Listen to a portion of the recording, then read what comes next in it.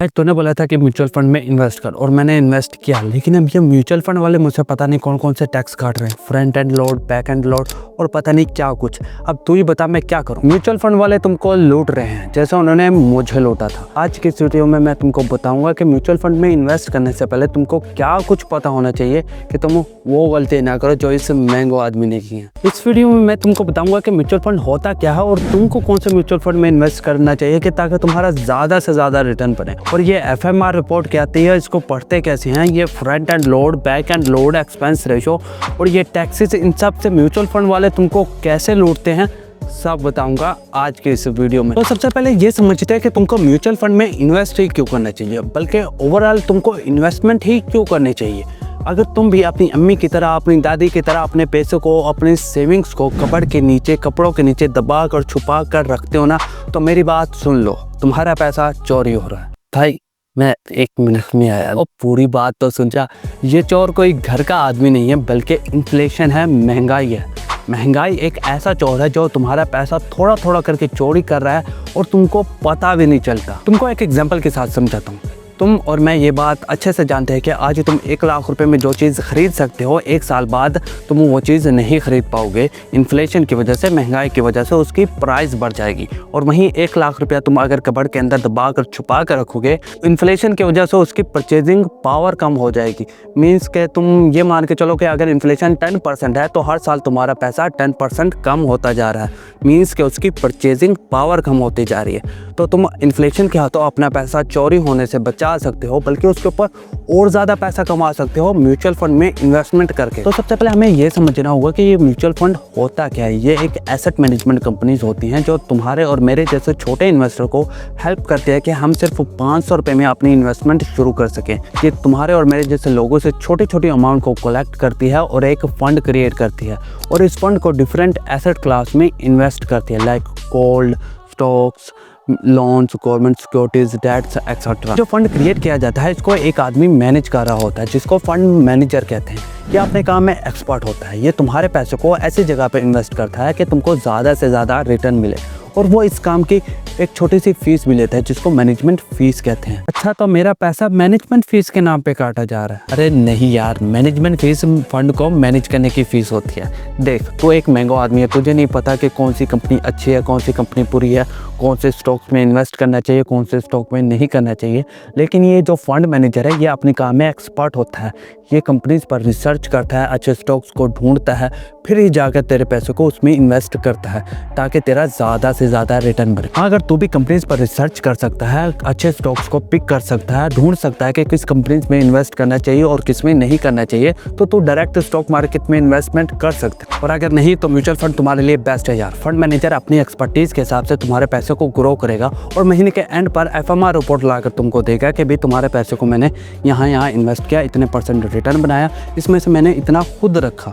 हाँ, किसी भी फंड में इन्वेस्ट करने से पहले उसकी FMR रिपोर्ट ज़रूर पढ़नी चाहिए। इसके बारे में मैं आगे बात करूंगा और FMR रिपोर्ट को स्मार्टली पढ़ने का तरीका भी तुमको बताऊं। भाई ये फंड मैनेजर पैसे लेकर तो नहीं भाग जाएगा? अरे नहीं, ये SECP, CDC, स्टेट बैंक इन सब की पकड़ में होती है, ये भाग नहीं सकती। अगर ये तुम्हारे पैसे का कहीं मिसयूज भी करती है तो इस पर भी उनके ऊपर इंक्वायरी बैठ सकती है। तो चलो आप देखते हैं कि म्यूचुअल फंड अकाउंट बनाया कैसे जाता है। लेकिन उससे पहले यार एक दिल की बात, इस चैनल के थ्रू मेरा मोटिव ये है कि मैं लोगों को फाइनेंशियली एजुकेट कर सकूं, उन्हें मनी माइंडेड बना सकूं, क्योंकि मैंने अपनी लाइफ में बहुत सी फाइनेंशियल प्रॉब्लम्स देखी हैं, यकीनन आपने भी देखी होगी।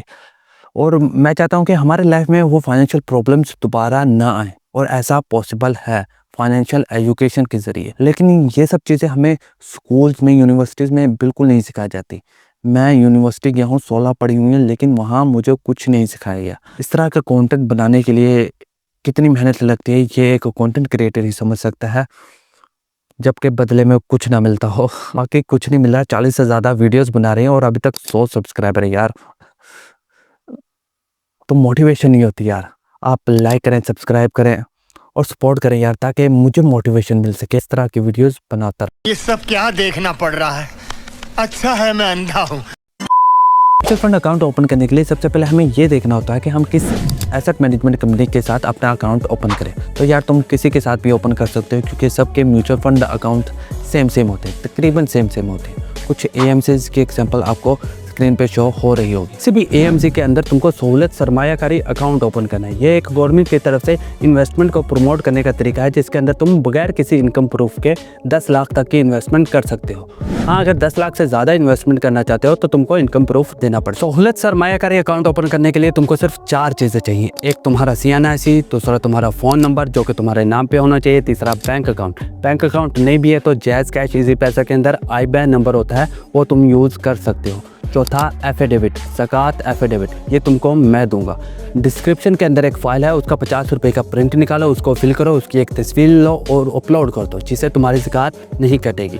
अगर तुम ये अपलोड नहीं करते तो तुम्हारी ज़कात तुम्हारी इन्वेस्टमेंट में से कटते रहेगी। म्यूचुअल फंड अकाउंट ओपन करना बहुत ज़्यादा ईजी हो गया। बस तुम जिस म्यूचुअल फंड में अपना अकाउंट ओपन करना चाहते हो उसकी ऐप को डाउनलोड करना है और ये डाटा फीड करना है। ये ऐसे ही है जैसे जैज़ कैश इजी पैसा अकाउंट बना रहे हो। हाँ, थोड़े क्वेश्चन ज़रा ज़्यादा हो जाते हैं, लेकिन फिर भी अगर तुम चाहते हो कि मैं एक स्टेप बाय स्टेप प्रोसेस की एक वीडियो बनाऊं तो कमेंट में बता दो, मैं ज़रूर बनाऊंगा। अभी बताने लग पड़ा तो ये वीडियो लंबी हो जाएगी और तुम लोग बोर हो जाओगे। भाई, म्यूचुअल फंड अकाउंट तो बन गया, लेकिन कौन से फंड में इन्वेस्ट करना चाहिए? इसके लिए तुमको पता होना चाहिए कि म्यूचुअल फंड की टाइप्स कौन कौन सी है। तो तुम्हारे लिए मैंने म्यूचुअल फंड की टाइप्स को 3 कैटेगरीज में डिवाइड कर दिया है: low risk, medium risk and high risk. तो सबसे पहले बात करते हैं लो रिस्क म्यूचुअल फंड्स की।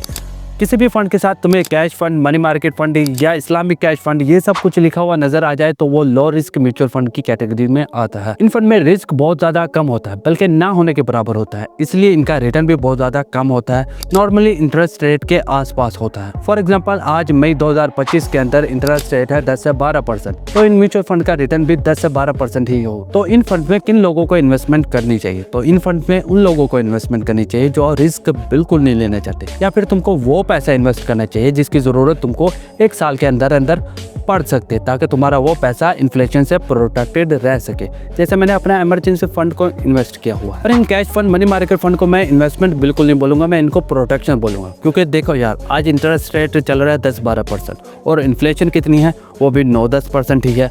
तो तुम्हारा रियल रिटर्न तो बन ही नहीं रहा, जितना रिटर्न बन रहा है वो इन्फ्लेशन खाई जा रही है। तो मीन्स के तुम्हारा पैसा ग्रो नहीं कर रहा, बस इन्फ्लेशन से प्रोटेक्ट हो रहा है। तो सेकंड कैटेगरी की बात करते हैं, मीडियम रिस्क फंड। जिन फंड्स के साथ income fund, daily income fund या फिक्स रिटर्न फंड लिखा हुआ हो, वो सारे मीडियम रिस्क फंड की कैटेगरी के अंदर आते हैं। इसके अंदर तुम्हारा कैपिटल मीडियम रिस्क पर होता है और रिटर्न भी थोड़ा ज़्यादा होता है as compare to low risk. इन फंड में फंड मैनेजर तुम्हारे पैसों को लॉन्ग टर्म सिक्योरिटीज़ के अंदर इन्वेस्ट करता है, बॉन्ड्स के अंदर इन्वेस्ट करता है, कॉर्पोरेट लोन्स के अंदर इन्वेस्ट करता है, जहां डिफॉल्ट होने का रिस्क होता है, इसीलिए रिटर्न भी थोड़ा ज़्यादा है as compare to low risk fund. इन फंड में किन लोगों को इन्वेस्ट करना चाहिए? इन फंड में उन लोगों को इन्वेस्ट करना चाहिए जो ज़्यादा रिस्क नहीं लेना चाहते लेकिन प्रॉफिट ज़्यादा कमाना चाहते हैं, या फिर वो लोग जो चाहते हैं कि भाई हमने इन्वेस्टमेंट की है और मंथली बेसिस पर हमें थोड़ा बहुत रिटर्न मिलता रहे।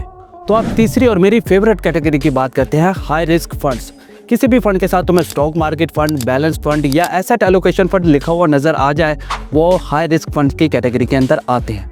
इन फंड्स के अंदर रिस्क बहुत ज़्यादा होता है और इसीलिए प्रॉफिट भी सबसे ज़्यादा होता है। इन फंड में फंड मैनेजर तुम्हारे पैसे को इन्वेस्ट करता है स्टॉक मार्केट के अंदर, और स्टॉक मार्केट की परफॉर्मेंस डिपेंड करती है इकोनॉमिक कंडीशन के ऊपर, कंपनीज की ग्रोथ के ऊपर और थोड़ा बहुत लोगों की क्या था, सेंटिमेंट्स के ऊपर। तो इन फंड्स में किन लोगों को इन्वेस्ट करना चाहिए? इन फंड्स में उन लोगों को इन्वेस्ट करना चाहिए जो लॉन्ग टर्म के लिए अपने पैसे को लॉक कर सकते हैं, लाइक 5 साल 10 साल। क्योंकि पिछले 5 सालों को देखा जाए तो पहले 3 साल तो मार्केट परफॉर्म की ही नहीं, और 2024 में मार्केट ने 100% से ज़्यादा रिटर्न दिया है। स्टॉक मार्केट साइकिल्स पे चलती है और एक साइकिल 5 साल का तो होता ही है। तो अगर आप लॉन्ग टर्म का विजन बना के चलें तो इसमें आप बहुत ज़्यादा पैसा बना सकते हैं। इन फंड्स में इन्वेस्ट करने का सबसे बेस्ट तरीका है SIP, सिस्टमैटिक इन्वेस्टमेंट प्लान। हर मंथ अपनी सैलरी आने के बाद उसका 20% सेव करो और इन फंड्स में इन्वेस्टमेंट करते रहो, और लॉन्ग रन में आपका मोटा पैसा बनेगा। क्योंकि फंड मैनेजर तुम्हारे पैसों को उन्हीं कंपनीज में इन्वेस्ट करता है जिसके अंदर उसको ग्रोथ नजर आती है, और लॉन्ग रन के अंदर बिजनेस ग्रो होता है। ऑन एन एवरेज तुम्हारा हर साल 20% का रिटर्न बनेगा।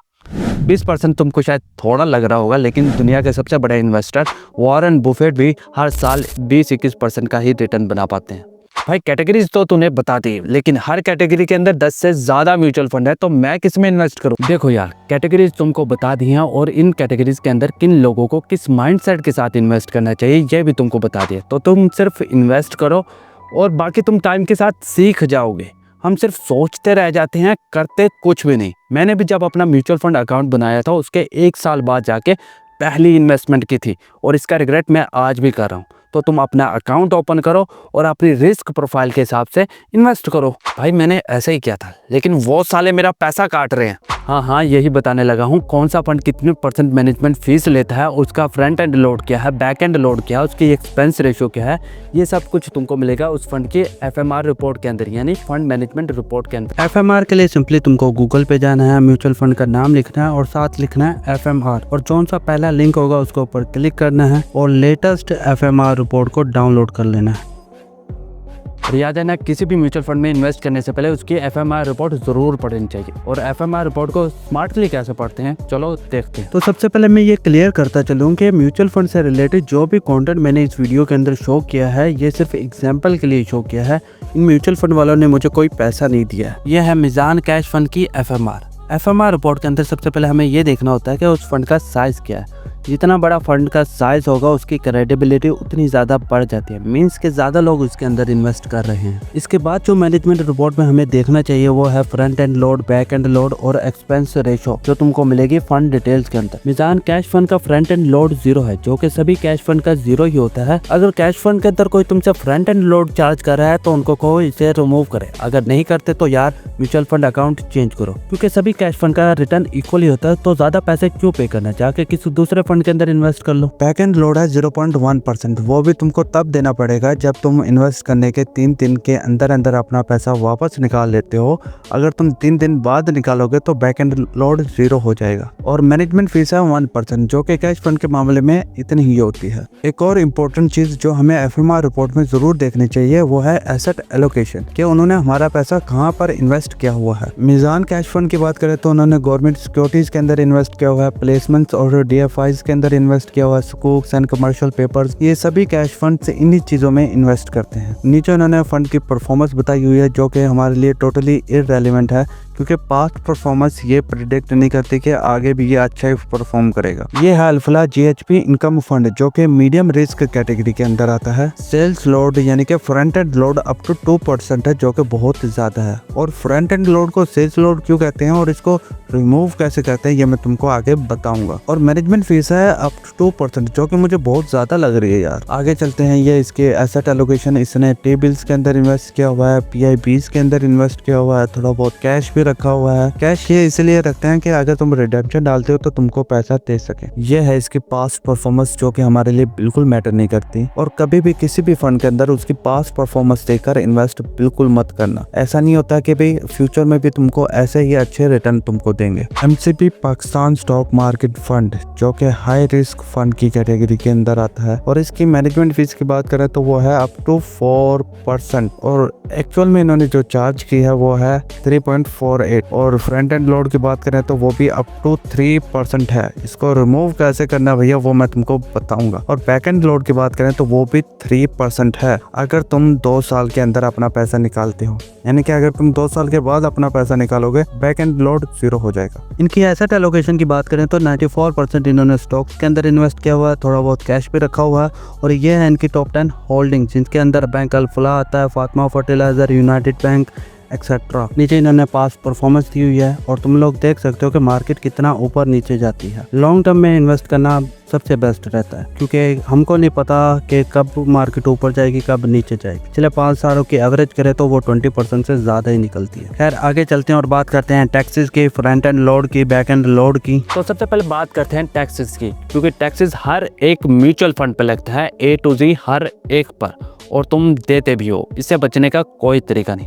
अगर तुम फाइलर हो तो वेल एंड गुड, अगर तुम नॉन फाइलर हो तो भैया तुम दूसरों से डबल टैक्स दे रहे हो। कैपिटल गेन पे 20% और डिविडेंड के ऊपर 30%, और वहीं फाइलर 10% और 15% टैक्स देता है। तो जितनी जल्दी पॉसिबल हो सके फाइलर बनो यार। अकाउंटेंट को 1000 रुपया दो, वो आपका रिटर्न फाइल कर देगा। नहीं तो यूट्यूब है ना, मैंने अपना पहले रिटर्न यूट्यूब से देखकर ही फाइल किया था। मतलब मेरे रिटर्न का 30% गवर्नमेंट काट लेती है। जी हाँ, और अगर तुमने किसी ऐसे फंड के अंदर इन्वेस्ट किया हुआ है जिसके नाम के अंदर डिविडेंड लिखा हुआ हो, जैसे कि डेली डिविडेंड या डिविडेंड यील्ड प्लान, तो तुम ज़्यादा टैक्स पे कर रहे हो as compare to normal fund. अच्छा भाई, फ्रंट एंड लोड को कैसे खत्म कर? फ्रंट एंड लोड को सेल्स लोड या एंट्री लोड भी कहा जाता है। म्यूचुअल फंड वालों से जब पूछा गया कि तुम फ्रंट एंड लोड क्यों लगाते हो, तो वो कहते हैं कि भाई देखो, तुमको यानी कि क्लाइंट को अपने प्लेटफॉर्म पर लाने के लिए हमने एड्स चलाई हैं, मार्केटिंग की हैं। अगर तुम किसी एजेंट के थ्रू आए हो तो उस एजेंट को कमीशन भी पे किया है। तो ये सब खर्चे पूरे करने के लिए हम फ्रंट एंड लोड लगाते हैं। इसी से रिलेटेड एक इंसिडेंट तुम लोगों के साथ शेयर करता हूँ। मेरे एक फ्रेंड है, उसका एक जानने वाला एक म्यूचुअल फंड कंपनी में जॉब करता था। म्यूचुअल फंड कंपनी का नाम मैं यहाँ पे नहीं लूँगा। उस जानने वाले ने मेरे फ्रेंड को कहा कि तुमको म्यूचुअल फंड अकाउंट ओपन करना चाहिए, वहाँ पे अपने सेविंग को इन्वेस्ट करोगे तो वो ग्रो भी करेंगे। तो उसने मेरी फ्रेंड का म्यूचुअल फंड अकाउंट ओपन करके दे दिया। तो एक दिन मुझसे बात करते हुए ये फ्रंट एंड लोड का जिक्र हुआ। तो मैंने कहा तुम्हारा फ्रंट एंड लोड रिमूव हो सकता है, कॉल करो और कहो कि मेरा फ्रंट एंड लोड रिमूव करें, और मोस्ट केसेस में वो कर देते हैं। तो उसने कॉल की और कहा कि भाई मेरा फ्रंट एंड लोड रिमूव करें। तो आगे से रिप्लाई आया कि मैम हम आपका फ्रंट एंड लोड रिमूव नहीं कर सकते। तो मेरी फ्रेंड ने कहा आप मेरा फ्रंट एंड लोड रिमूव करें, वरना मैं आगे इन्वेस्टमेंट नहीं करूंगी और बल्कि ये सारे इन्वेस्टमेंट निकाल के किसी दूसरे म्यूचुअल फंड में चली जाऊंगी जहां पे ये फ्रंट एंड लोड नहीं लिया जाता। तो आगे से रिप्लाई आया मैम हम फ्रंट एंड लोड रिमूव नहीं कर सकते, बट अपनी इन्वेस्टमेंट को निकालने से पहले आप एक दफ़ा अपने इन्वेस्टमेंट एडवाइज़र से बात कर लीजिएगा। वो कहती हैं मेरा इन्वेस्टमेंट एडवाइज़र भी है और मुझे ही नहीं पता कौन है वो। तो आगे से जवाब आया जुनेद साहब। तो ये वही बंदा था, वही जानने वाला था जिसने मेरे फ्रेंड का म्यूचुअल फंड अकाउंट ओपन किया था। मींस के फ्रंट एंड लोड भी चार्ज किया जा रहा है और इन्वेस्टमेंट एडवाइज़र की फ़ीस भी। हर एक इन्वेस्टमेंट के ऊपर कुछ कमीशन उस बंदे को भी मिल रहा होगा। तो आप भी इन चीज़ों से बच के रहिएगा। और फ्रंट एंड लोड को रिमूव करने के लिए उनको कॉल करें और उनको कहें देखें मैं खुद आपके पास चल के आया हूँ, आपकी कोई कंपेन नहीं देखी ना आपकी कोई एजेंट मुझे लेके आया है, मैं खुद चल के आया हूँ। तो आपको वो सारा एक्सपेंस नहीं लगा है, तो आप मेरा फ्रंट एंड लोड रिमूव करें। और मोस्ट केसेस में वो कर देते हैं। भाई ऐसे बैक एंड लोड भी रिमूव हो जाएगा ना? नहीं, बैक एंड लोड को ऐसे रिमूव नहीं किया जा सकता। तुम पहले ये समझो कि बैक एंड लोड लगाया क्यों जाता है। जब तुम फंड में से पैसा वापस निकाल रहे होते हो तब ये बैक एंड लोड लगाया जाता है। तो देखो यार, जब भी तुम किसी फंड के अंदर पैसा इन्वेस्ट करते हो तो फंड मैनेजर एक प्लान बनाता है कि भाई 5 साल के लिए मैं तुम्हारे पैसों को इस कंपनी में लगाऊंगा, 2 साल के लिए इस कंपनी में लगाऊंगा, 3 साल के लिए इस कंपनी में लगाऊंगा। लेकिन तुम पहले साल ही अपना पैसा वापस निकालने की करते हो तो फंड मैनेजर कहता है कि सारा पैसा तो मैंने कंपनीज के अंदर इन्वेस्ट कर दिया, अब मैं तुमको पैसा कहाँ से ला के दूँ। अगर मैं वहाँ से पैसा निकालता हूँ तो कंपाउंडिंग इफेक्ट होती है और बाकी इन्वेस्टर्स का रिटर्न नहीं बनेगा। तो इसलिए वो तुमको डीमोटिवेट करने के लिए, ताकि तुम पैसा ना निकाल पाओ, इसलिए बैक एंड लोड लगाया जाता है। हाँ, अगर तुम 3 साल बाद 5 साल बाद अपना पैसा निकालते हो तो तुम पर बैक एंड लोड 0 लगेगा। हाँ, एक और इम्पोर्टेंट बात, अगर तुम अपने 20s में हो, स्टूडेंट हो या फिर अपने करियर के अर्ली स्टेज पर हो तो तुमको इन्वेस्टमेंट बिल्कुल नहीं करनी चाहिए। क्यों? जानने के लिए ये वीडियो देखो।